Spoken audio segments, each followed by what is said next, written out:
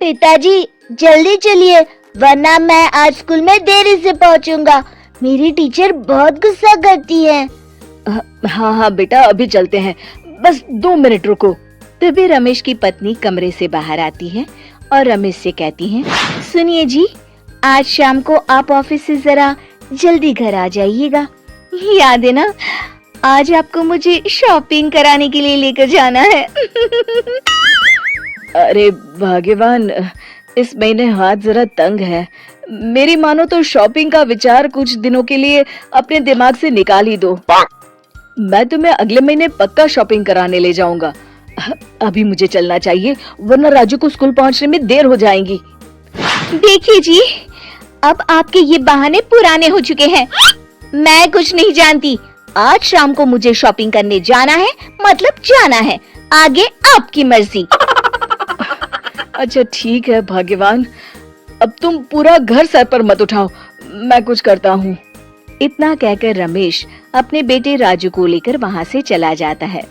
घर से निकलने के लिए रमेश जैसे ही अपनी मोटरसाइकिल शुरू करता है, तभी उसकी माँ उसे आवाज देकर कहती है, अरे रमेश, आज शाम को मुझे कुछ पैसे दे देना। याद है ना, मैंने तुझसे कहा था कि मुझे मंदिर में चढ़ावा चढ़ाना है। अरे माँ, मेरी तनख्वाह आने में अभी 10 दिन बचे हैं। अभी मेरे पास बिल्कुल पैसे नहीं है। हाँ, मेरी तनख्वाह मिलते ही मैं तुम्हें पैसे दे दूंगा। रमेश की माँ चिढ़कर कहती है, अरे तेरा दिमाग तो खराब नहीं हो गया? मैंने तेरे भरोसे मंदिर के पुजारी जी से वादा कर दिया है और तू कह रहा है कि पैसे नहीं है। अब मैं पुजारी जी को क्या जवाब दूंगी? तुझे तो मेरी इज्जत की भी कुछ परवाह नहीं है। अच्छा ठीक है माँ, अब तुम गुस्सा मत करो, मैं शाम तक कुछ इंतजाम करता हूँ। इतना कहकर रमेश वहाँ से चला जाता है। फिर दोपहर को जब रमेश अपने दफ्तर में बैठा होता है, तब उसे अपनी पत्नी और माँ की बातें याद आती हैं। रमेश अपने दफ्तर के एक साथी मोहन से कुछ रुपए उधार मांगता है। अरे भाई मोहन, मेरा एक छोटा सा काम कर दो, मुझे कुछ रुपयों की सख्त जरूरत है। मुझे कुछ दिनों के लिए क्या तुम रुपए उधार दे सकते हो? अरे रमेश भाई, मैं तुम्हें पैसे उधार तो दे सकता हूँ, लेकिन मुझे वक्त पर पैसे लौटा देना।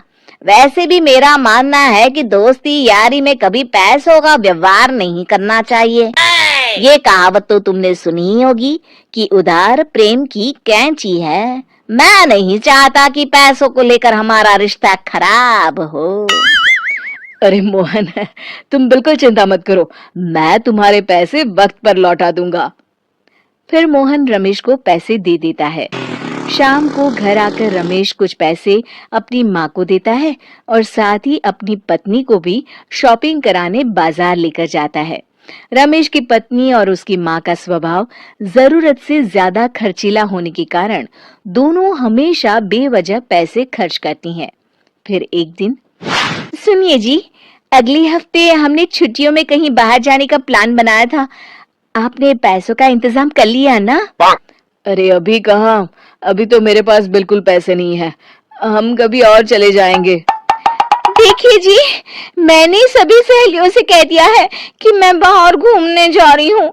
अगर मैं नहीं गई तो सब मुझ पर हंसेंगी। आप कहीं से भी पैसों का इंतजाम कीजिए जी। इतना कहकर रमेश की पत्नी वहां से चली जाती है। वहीं दूसरी तरफ रमेश की माँ भी तीर्थ यात्रा जाने की जिद करती है और रमेश से पैसे मांगती है। फिर अगले दिन रमेश एक सेठ से पैसे उधार लेकर अपनी पत्नी और बेटे को घुमाने ले जाता है और अपनी माँ को भी तीर्थ यात्रा पर भेज देता है। लेकिन जैसे ही रमेश अपनी छुट्टियां बिताकर वापस आता है, कर्जदार उसका जीना मुश्किल कर देते हैं। इतना ज्यादा कर्ज एक साथ अपने ऊपर देख रमेश काफी परेशान रहने लगता है। फिर एक दिन राजू की स्कूल की फीस वक्त पर न भर पाने के कारण रमेश को स्कूल में बुलाया जाता है। स्कूल के प्रिंसिपल साहब रमेश को सख्त हिदायत देते हैं कि अगर वक्त पर स्कूल की फीस नहीं भरी गई तो उनके बेटे का नाम स्कूल से काट दिया जाएगा। अपने बेटे की स्कूल की फीस भरने के लिए रमेश अपने दोस्त गिरधारी से कुछ पैसे उधार ले लेता है और स्कूल की फीस भर देता है।